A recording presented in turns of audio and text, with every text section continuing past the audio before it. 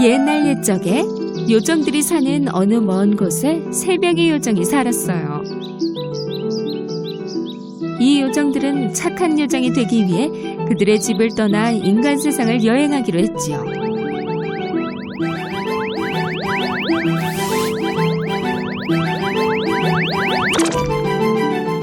도울 일이 있을 거야.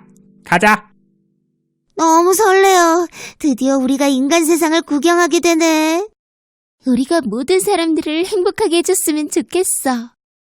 우리가 인간을 돕고 또 행복하게 해준다면 우리도 좋은 요정이 되는 거라고. 그러던 어느 낡은 집에 노인과 그의 아내가 살고 있었어요.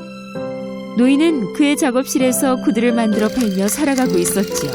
그리고 가끔은 낡은 구두를 고쳐주기도 했어요.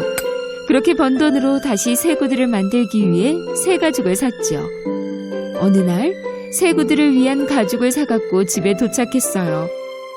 예전에 샀던 가죽으로는 구두 한 짝밖에 만들 수가 없었으니까요. 그는 탁자 위에 가죽을 남겨둔 채 문을 닫고 침실로 들어갔어요.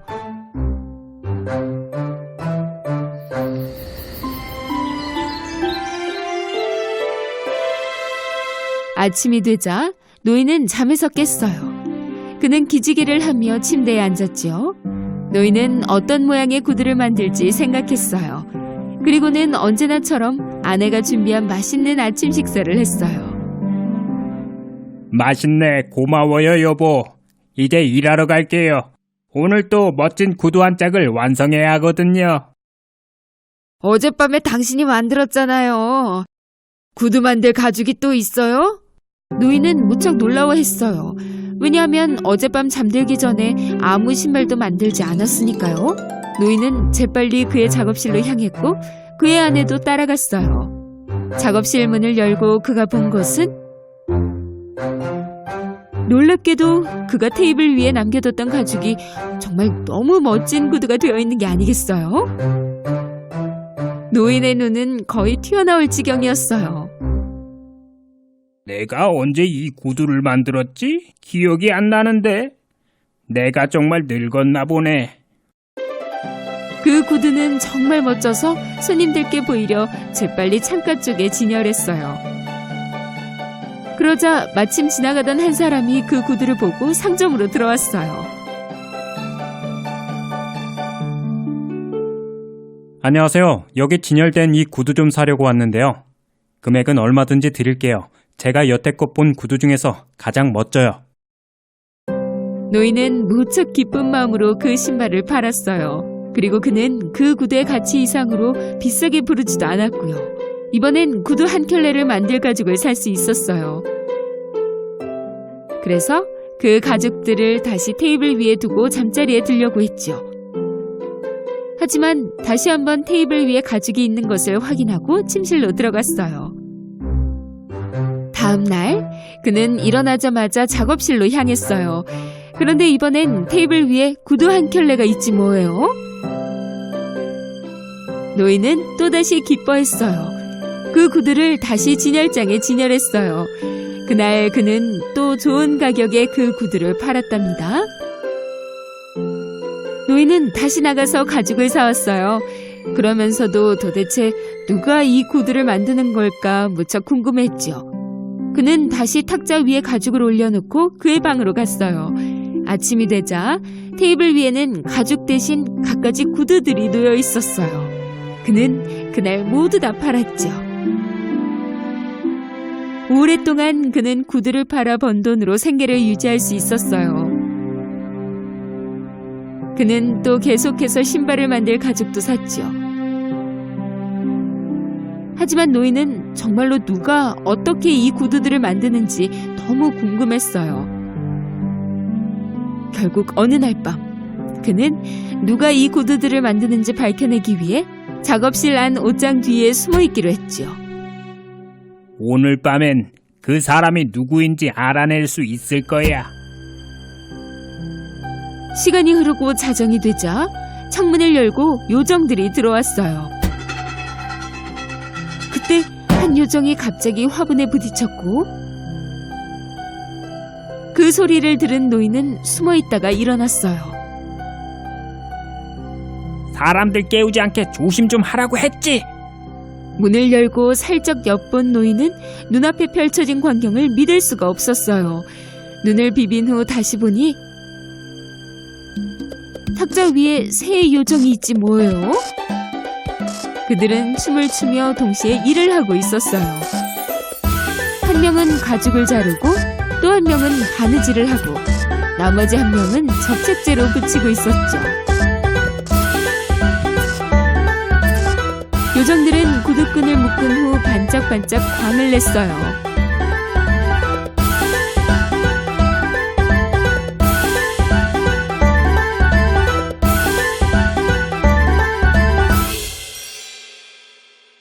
그 요정들은 정말 빠른 속도로 일했죠. 눈 깜짝할 새 정말 많은 신발들이 완성됐어요. 다 정말 예쁘다. 사람들이 깨기 전에 어서 떠나자. 각이 올 때처럼 그들은 기뻐서 웃기도 하고 춤을 추며 떠났어요. 노인은 숨었던 곳에서 나왔어요. 그는 아내에게 달려가 자신이 본 모든 것을 말해주었어요. 물론 아내도 그 이야기들을 믿을 수가 없었어요. 하지만 테이블 위에 놓여진 수많은 구두들을 보고는 남편이 하룻밤 사이 했을 리 없다고 생각했죠. 그들은 요정들에게 고마움을 표현하고 싶었어요. 다음 날 노인의 아내는 요정들을 대접하려고 음식을 준비했어요.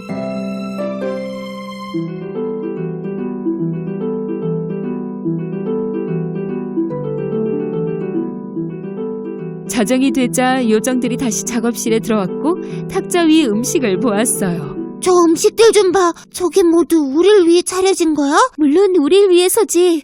그게 아니면 이 시간에 왜 이런 음식들이 있겠어. 이 집에서 우리가 할 일은 다 한 것 같은데 이제 또 우리의 도움이 필요한 다른 집으로 날아가 보자. 노인과 아내는 일어나서 다시 작업실로 갔어요. 테이블 위에는 음식들 대신에 정말 아름다운 수많은 구두들만 있었죠. 그날 이후 요정들은 다시 돌아오지 않았어요.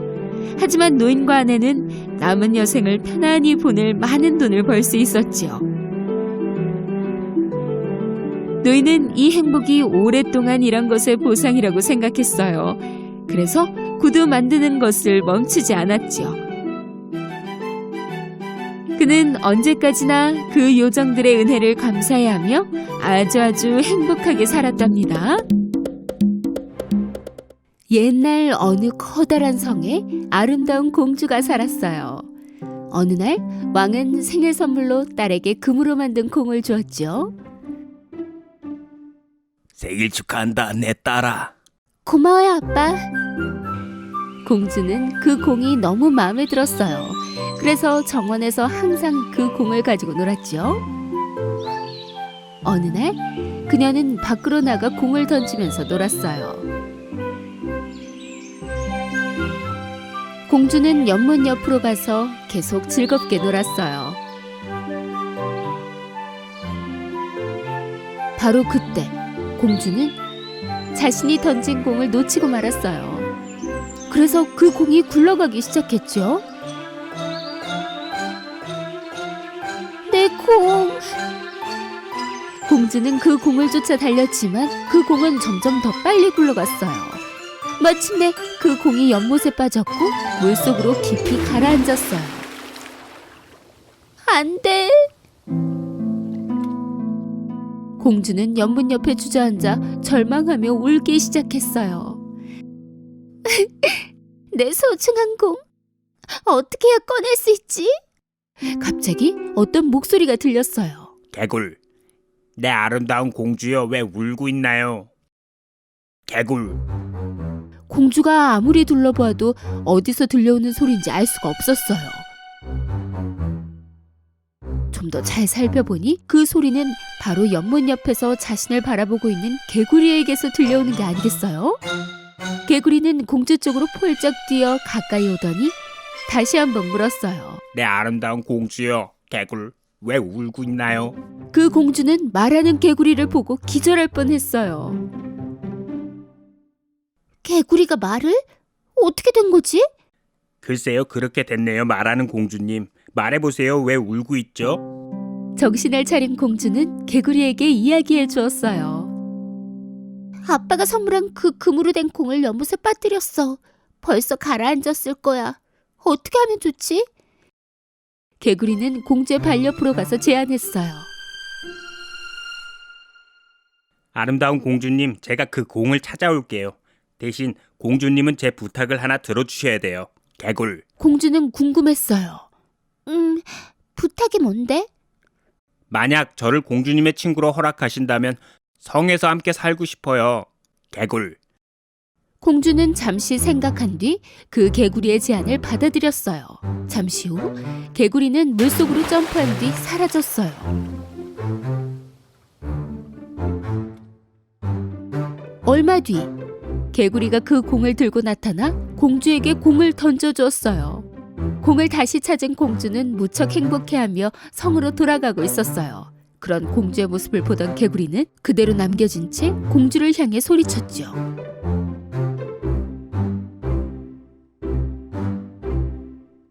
아름다운 공주님, 저를 잊은 건가요? 성에 데려가기로 약속했잖아요. 개굴. 공주는 멀리서 웃으며 소리쳤어요.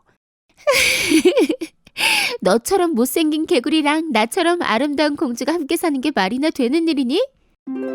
개굴. 공주는 그대로 개구리를 남겨둔 채 성으로 돌아왔어요. 그날 저녁 왕과 왕비 그리고 공주는 저녁을 먹으려고 식탁에 둘러앉았어요. 그들이 식사하려고 하자 노크 소리가 들렸죠.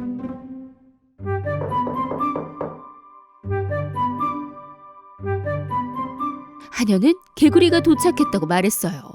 공주가 그 개구리를 초대했으며 들어와도 괜찮겠냐고 물었어요. 왕은 놀라서 물었지요. 무슨 일인지 말해줄 수 있겠니, 공주? 아빠, 공주는 왕에게 오늘 아침 연못에서 있었던 일을 모두 말씀드렸어요. 네가 공을 가져오도록 개구리와 약속했다면 네가 한 말은 지켜야지. 왕은 하녀에게 개구리를 안으로 들여 환영해 주라고 일렀어요.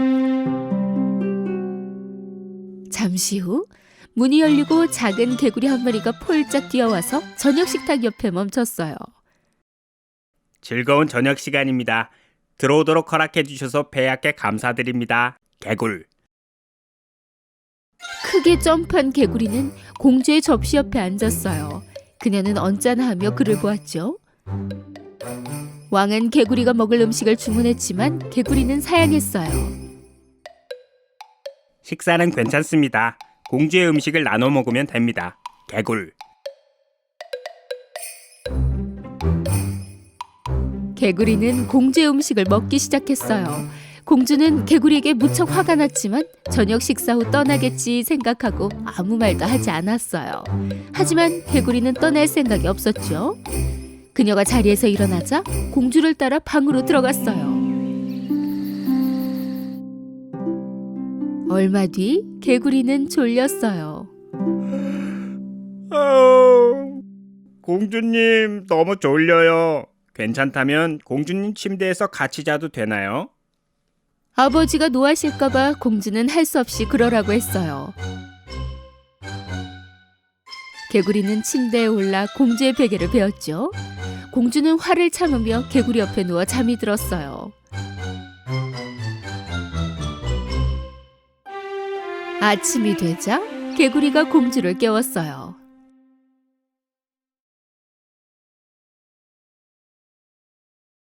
좋은 아침이에요. 아름다운 공주님. 부탁이 하나 있어요. 제 부탁을 들어주신다면 바로 떠날게요. 그 못생긴 개구리가 곧 떠날 거라고 하자 공주는 주체할 수 없이 행복해졌어요. 좋아, 바로 말해. 부탁이 뭐야?